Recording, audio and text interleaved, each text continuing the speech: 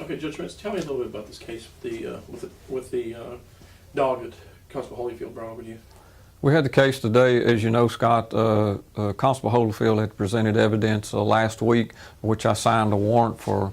It appeared to be cruel treatment of animal. One of the animals was just a terrible condition. Looked like it was just about starved to death. And it was my understanding the animal in the court proceedings today that the dog had passed away while in the custody. At the time of the seizure, there was nobody calling us later. After the seizure, I did speak to Mr. Prejean, who was a resident and the sole person calling the police at the time.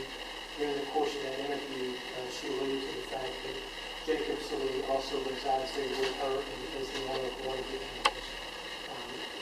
Seized at that day and then the cost and photographs of the two animals. Mr. Sallee and Mr. Sallee billed a brother in the amount of $500 for the cost of caring for and seizing the animals, and also asked that a bond amount of $1,500 be set by this court should we choose to follow through for the care of the animals during the court. If it pleases the court, I'll prepare an order for that.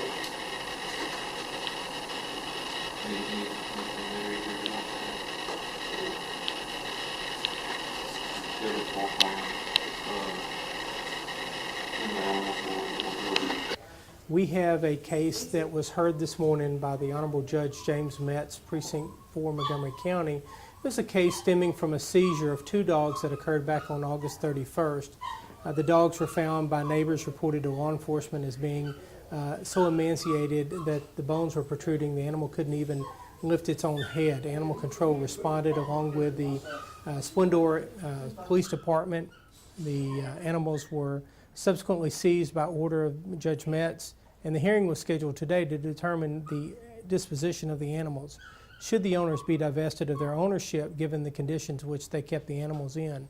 Judge Metz, hearing the evidence today, ruled that the animals' owners should be divested of their ownership and the animals awarded to Montgomery County for final disposition. One of the animals seized ultimately died of injuries, and a necropsy was done. In criminal cases, it will be presented to the District Attorney's Office for criminal charges and ultimate holding the owners and caregivers responsible for the animal's care. What about, something like this? It's starting to get more and more prevalent. It is. We're starting to see more and more cases where the owners are not taking reasonable care. And under state statute, it says that an owner has an obligation to provide reasonable food, water, care, and shelter. And leaving animals in overheated cars while we go shopping at the mall, or failing to provide reasonable veterinary care to an animal that's obviously sick, does hold a criminal penalty, and a person can be charged and ultimately held accountable for those actions. In a separate court action, they can also be divested of their ownership of the animal. What about something like this? What kind of penalty are you looking at? There are two different cases. There's either a misdemeanor or Class A misdemeanor, which is punishable by up to 2 years probation, up to a $4,000 fine, and up to a year in jail or probation, or a state jail felony, which would be determined if there are certain criteria that's met. And in that case, a person could face up to 2 years probation or a jail time as well. What about another thing you're seeing a lot of? Dogs in this heat tied up in chains, 10, 12-foot chains. It is, and there are statutes that provide the reasonable length of a chain and also the obligation of someone to not leave a dog chained to a tree or to a fixed object 24 hours a day. In fact, it says that the animal should be off the chain and should not be kept on that chain that length of time. And so we always encourage people, one, to actually properly shelter their animals, not on a chain.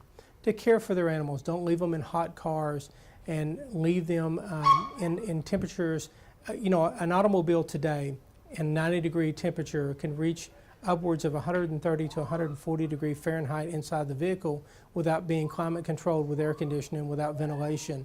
And this is happening, and so we encourage people that if you are going to be traveling to a mall or you're going to be traveling somewhere, don't leave your animals. If you wouldn't leave your child, a young child, in the car in those conditions, certainly don't leave your animal in that condition. Now, you've had a couple of incidents more than this past week, in fact, 2 incidents, I think. 2 weeks ago, on weekends back-to-back, there were 2 animals that were left in cars with temperatures inside the vehicle approaching 150 degrees Fahrenheit. This is very distressing to the animal. It can cause the animal to go into organ failure and ultimately have a heat stroke. And basically they have no way to open the door and get out. And so again, we urge people, if you wouldn't leave your toddler in the car, don't leave your pet in the car. What about adoption? I mean, you've got a lot of these kennels look like they're fairly out there. They are. The shelter continually takes in upwards of 100 to 140 animals a day. And as the birthing seasons continue, cats and kittens are born, puppies are born, and they get brought to the shelter in litters at a time. And if it weren't for the kind-hearted fosters, volunteers, and support organizations that help save these animals' lives, then the numbers of euthanasia would continue to increase. So we encourage people to opt to adopt, to consider adoption as an option rather than going and purchasing an animal, and realizing that the shelters are overloaded, not just in Montgomery County, but across our region, of wonderful pets that would love an opportunity to come home with someone.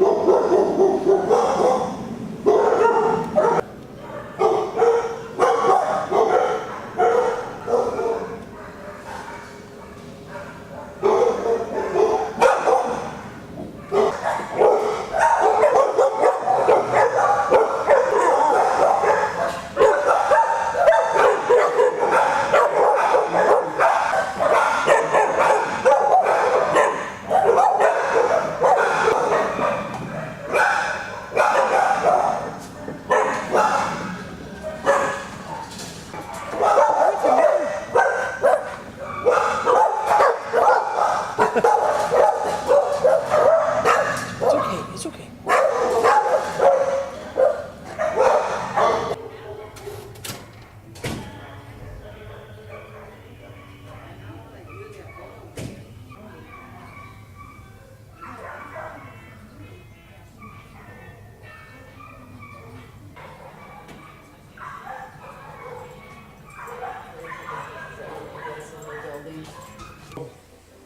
Kitty, kitty, kitty, kitty.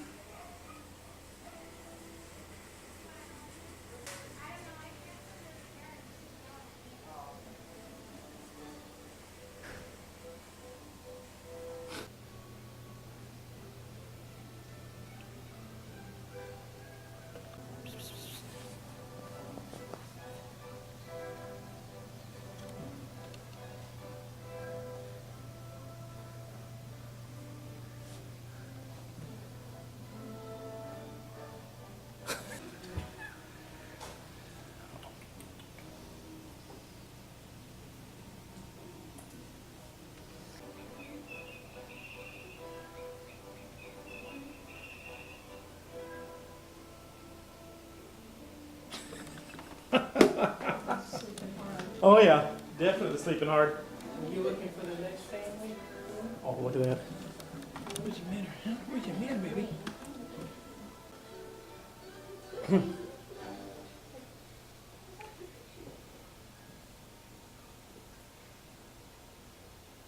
Before I brought them up, it takes me 3 to 4 hours to bathe them and blow dry them, so. And there's one black and white. Okay. Should I take them back? Yeah, just tell Connie we're getting their number. Where'd they? Yeah, sit down over there. Do y'all work here? It